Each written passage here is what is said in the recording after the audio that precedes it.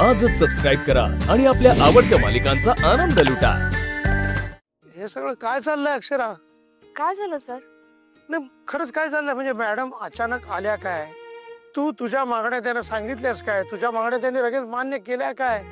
शाळा बंद करण्याचा निर्णय मागे घेतला काय? आणि हे सगळं एवढं पटापट कसं काय झालं मला कळतच नाहीये। म्हणजे तू असं काय जादू केलंस? तू काय केलंस की एवढं सगळे पटापट निर्णय बदलले गेले?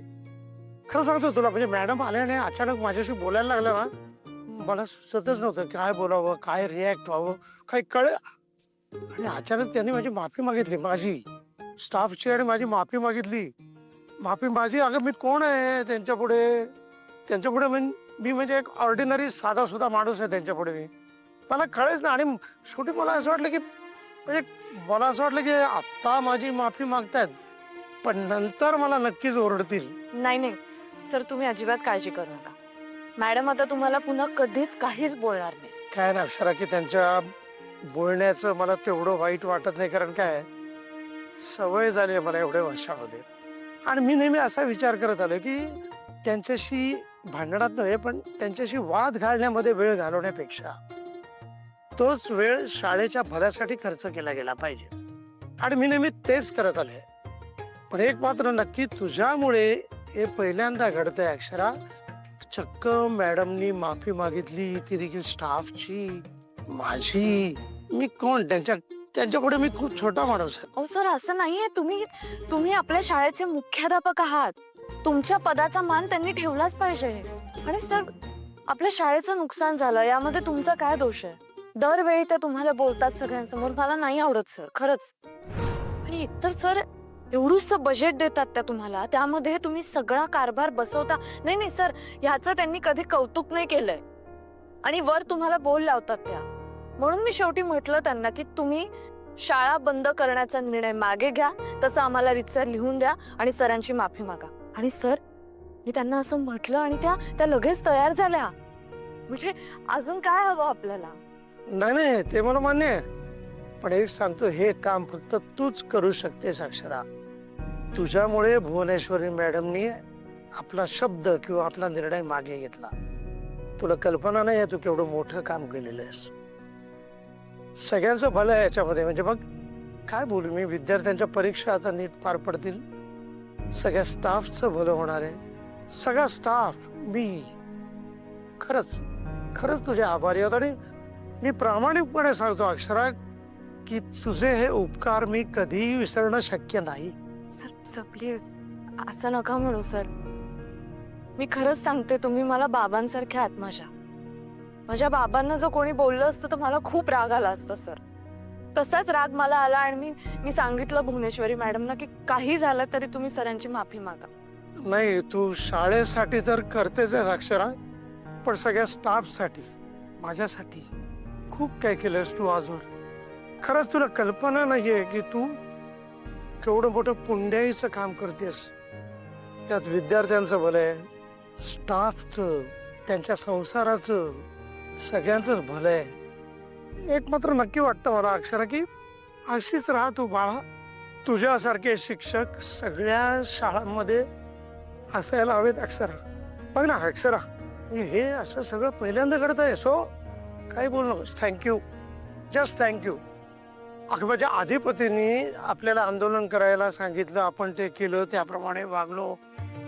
भुवनेश्वरी मॅडमनी त्यांचा शाळा बंद करण्याचा निर्णय मागे घेतला, होऊन गेलं सगळं। मला वाटलं होतं की भुवनेश्वरी मॅडम काही शांत राहणार नाहीत, याच्या विरोधात काही ना काही ऍक्शन घेतीलच। पण नाही, हे पहिल्यांदा घडलंय अक्षरा की आपण भुवनेश्वरी मॅडमच्या विरुद्ध, म्हणजे त्यांच्या मताविरुद्ध, मनाविरुद्ध काहीतरी केलं आणि त्या गप्प बसल्या। सगळ्यांचं भलं झालं याच्यामध्ये। So nothing, just thank you. Sir please thank you वगैरे नका म्हणू। आपल्या शाळेसाठीच केलं मी आणि इथून पुढेही करत राहीन। माझं कर्तव्य आहे सर ते। आणि तुम्ही म्हटलात तसं मी एकटीनं काही नाही केलं ना, आपण सगळ्यांनी मिळून हे केलंय। अधिपतींची साथ होती म्हणून मी हे सगळं करू शकले। अगदी खरंय। आज जर का अधिपतींची साथ नसती ना, तर आपल्या मॅडमनी या शाळेला टाळत लावलं असतं। अधिपती आणि तू म्हणजे आपल्या शाळेचा कणा आहात. नाही, आपण असंच केलं पाहिजे. मी तर म्हणतो केवळ आपली शाळा सोड, अन्य कुठल्याही शाळेमध्ये देखील असं काही घडत असेल तर आपण त्याही शाळा वाचवल्या पाहिजे, तिथेही अशी आंदोलनं उभी केलीच पाहिजे. अगदी खरंय सर. मुलांचं शिक्षण नाही थांबलं पाहिजे. मी नाही होऊ देणार ते कधीच. आता फक्त सर भुवनेश्वरी मॅडम कडून कागदपत्र येऊ दे, मग झालं. आपली शाळा कायमसाठी सेफ होईल सर. सेफ?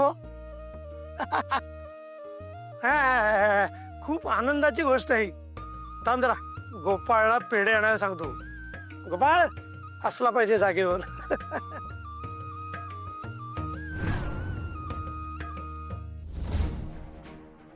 जोपर्यंत माझ्या मागण्या पूर्ण होत नाही तोपर्यंत मी घरी येणार नाही. कळू तर देत आम्हाला. तुम्ही शाळा बंद करण्याची नोटीस पाठवली ती आधी मागे घ्या. शाळा बंद करू नका. माझी एक मागणी पूर्ण झाली, पण माझ्या पुढच्याही काही मागण्या आहेत. त्याबद्दल काय करायचं ते मी तुम्हाला सांगेन. सुनबाई, आज तुमचा दिवस आहे, उद्या आमचा असेल. आज जेवढं उडायचं तेवढं उड, पण एकदा का तुम्ही घरात आलात आणि आमचं लग्न झालं, मग बघा आम्ही काय करतो ते. आता अट घातले मोठ्या मालकानी, मग तुम्हाला घरात परत आणण्यासाठी जे म्हणाल ते करू. मोठ्या मालकानी जर का अट घातली नसती तर जिंदगीत कवा तुम्हाला घरात घेतलं नसतं आम्ही. तुमचं नशीब चांगलं आहे म्हणून तुम्हाला घरात परत एंट्री देतोय आम्ही. पण लक्षात ठेवा, घरातून बाहेर जाण्याची वेळ पण लवकरच आणू आम्ही. पण सध्या फोकस फक्त आमच्या लग्नावर करणार आम्ही. वकिलांशी बोलावंच लागल आता.